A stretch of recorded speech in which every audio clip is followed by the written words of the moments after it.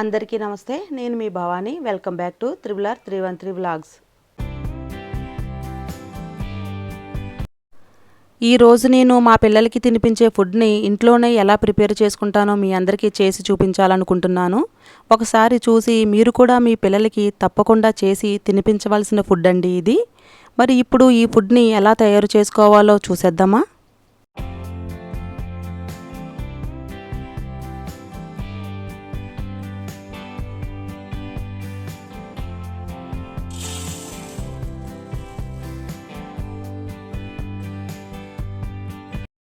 నేను ఇక్కడ 3 కప్స్ రైస్ని తీసుకుంటున్నాను. అంటే ఒక కప్పు వచ్చేసి 50 గ్రామ్స్ ఉంటుంది.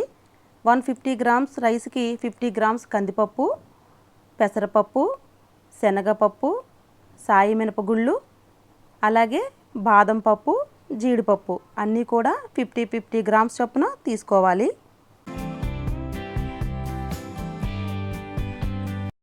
ఇప్పుడు వీటన్నిటిని ఒక్కొక్కటిగా తీసుకొని 2 లేదా 3 సార్లు శుభ్రంగా కడిగేసుకోవాలి.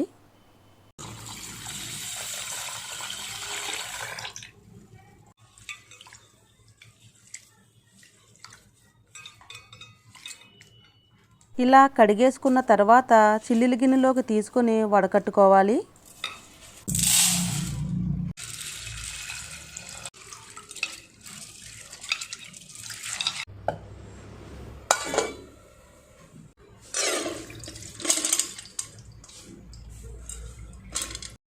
చాలామంది పప్పు దినుసులన్నింటినీ కలిపేసి కడిగి ఆరబెడతారు. అలా చేయడం వల్ల పప్పులు సరిగా వేగకుండా పెసరపప్పు, కందిపప్పు లాంటివి ముందు వేగిపోయి మాడిపోతాయి. పచ్చిశనగపప్పు, మినువులు లాంటివి వేగకుండా పొడి అనేది పచ్చివాసన వచ్చి పిల్లలు తినడానికి ఇష్టపడరు. అలాగే తయారు చేసిన పొడి కూడా ఎక్కువ రోజులు నిల్వ ఉండదు. కొంచెం ప్రాసెస్ ఎక్కువైనా సరే ఇలా విడివిడిగా కడిగి ఆరబెట్టుకుని వేయించుకోవడమే మంచిదండి.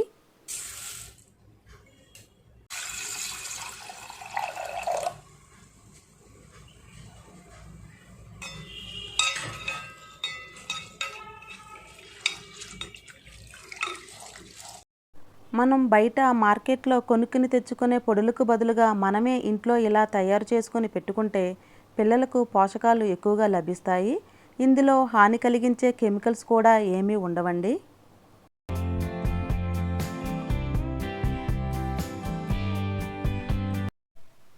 పప్పు దినుసులు అన్నింటినీ శుభ్రంగా కడిగేసుకుని వడకట్టుకున్న తరువాత ఇలా ఒక మెత్తటి కాటన్ క్లాత్ మీద విడివిడిగా ఆరబెట్టుకుని వాటర్ అంతా కూడా డ్రై అయ్యాక వాటన్నిటినీ సపరేట్గా ప్లేట్లోకి తీసుకొని 4 to 5 అవర్స్ ఎండలో ఆరబెట్టుకోవాలి. ఇప్పుడు వింటర్ సీజన్, సమ్మర్ సీజన్లో ఎండలు బాగానే కాస్తాయి. ఆరబెట్టుకోవడానికి పెద్దగా ఇబ్బంది ఏమీ ఉండదు. అదే వర్షాకాలంలో అయితే కొంచెం ఇబ్బందేనండి. ఇంట్లో ఫ్యాన్ గాలి కింద ఆరబెట్టుకొని కొంచెం ఎక్కువసేపు దినుసులు అనేవి వేయించుకోవాల్సి ఉంటుంది.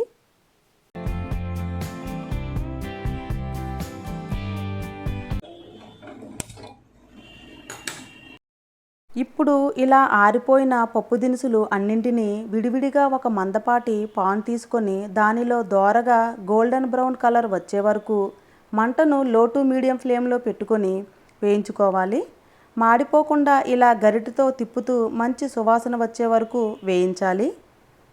పప్పు దినుసులు వేయించుకోవడానికి మందంగా ఉండే పాన్నే తీసుకోవాలండి. లేకపోతే పప్పులనేవి సరిగ్గా వేగకుండా మాడిపోతాయి.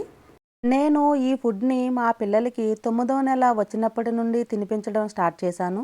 చాలామంది 6వ నెలలో తినిపిస్తారు. ఆ వయసులో పిల్లలకి డైజెస్టివ్ సిస్టమ్ అనేది కొంచెం స్లోగా ఉంటుంది కదా. అలాంటప్పుడు ఒకేసారి ఈ పప్పు దినుసులు అన్నీ ఇవ్వడం వల్ల పిల్లలు కొంచెం ఇబ్బంది పడుతూ ఉంటారు. అందుకని 8 లేదా 9వ నెల నుండి ఇవ్వడం మంచిది. మీరు 6వ నెల నుండి పెట్టాలి అనుకున్నప్పుడు రైసు, కందిపప్పు, పెసరపప్పుని మాత్రమే తీసుకొని పొడి తయారు చేసి పెట్టవచ్చు. అప్పటి నుండి ప్రతి నెల రోజులకి కొన్ని ఇంగ్రీడియంట్స్ని యాడ్ చేస్తూ ఫుడ్ని తయారు చేసి పెట్టవచ్చు. వీటిలో ఇంకా వేరుశనగపప్పు, ఎర్ర కందిపప్పు, అలాగే వాల్నట్స్, పిస్తా పప్పుని కూడా యాడ్ చేసుకుని పొడి తయారు చేసుకోవచ్చు. మీరు మీ పిల్లల అరుగుదలను బట్టి ఇంగ్రీడియంట్స్ అనేవి యాడ్ చేసుకోవాలండి. ఇక్కడ నేను కొద్దిగా జీలకర్ర, వామును కూడా తీసుకొని స్టవ్ ఆఫ్ చేసిన తర్వాత అవి వేడయ్యాక ఒక బౌల్లోకి ట్రాన్స్ఫర్ చేసుకొని పక్కన పెట్టుకోవాలి. ఇలా వేయించిన దినుసులన్నిటినీ కలిపేసుకొని అవి బాగా చల్లారే వరకు పక్కన పెట్టుకోవాలి.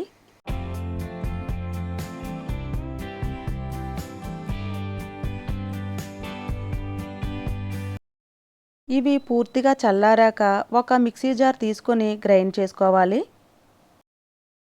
మీరు గ్రైండ్ చేసిన పొడిని జల్లెడ పట్టుకొని మెత్తగా కూడా తీసుకోవచ్చు, లేదంటే రవ్వలాగా కూడా తీసుకోవచ్చు. పిల్లలు ఎదుగుతూ ఉంటే సంవత్సరం దాటిన తర్వాత వాళ్ళ బాడీకి పోషక విలువలు ఎక్కువగా కావాల్సి వస్తుంది. అటువంటప్పుడు మీరు పిల్లలకు ఇటువంటి పొడితో ఫుడ్ తయారు చేసి పెడితే చాలా మంచిది. బాదం పప్పు, జీడిపప్పుల్ని పల్స్ మోడ్లో పట్టుకోవాలి. అప్పుడే పొడి పొడిగా ఉంటుంది, లేదంటే ముద్దలాగా అయిపోయి పిండిలో సరిగా కలవదు.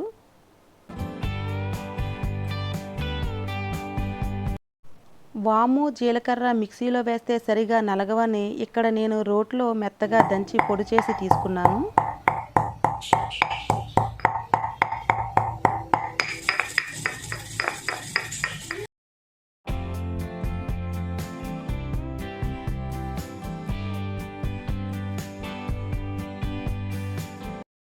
ఇలా తయారు చేసిన పొడిని పూర్తిగా చల్లారాక ఒక ఎయిర్ టైట్ డబ్బాలో స్టోర్ చేసుకుంటే 1 నెల రోజుల పాటు పాడవకుండా అలాగే ఉంటుంది.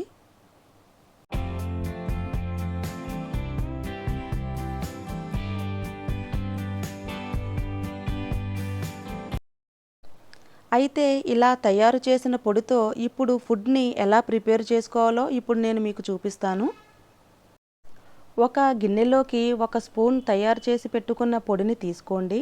ఇందులో ఫస్ట్ కొంచెం నీళ్లు వేసి ఉండలు లేకుండా కలపండి.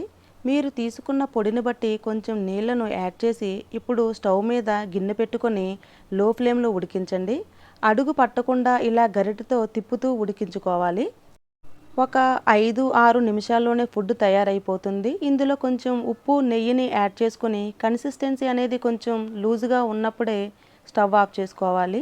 చల్లారిన తర్వాత గట్టిపడుతుంది. ఇలా పిల్లలకు మన చేతులతో స్వయంగా తయారు చేసి తినిపిస్తే మనకు తృప్తిగా, ఆనందంగా ఉంటుంది.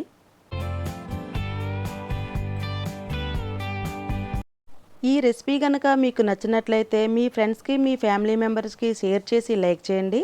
అలాగే మన ఛానల్ని సబ్స్క్రైబ్ చేయడం మాత్రం మర్చిపోకండి. సర్వే జన సుఖినో భవంతు.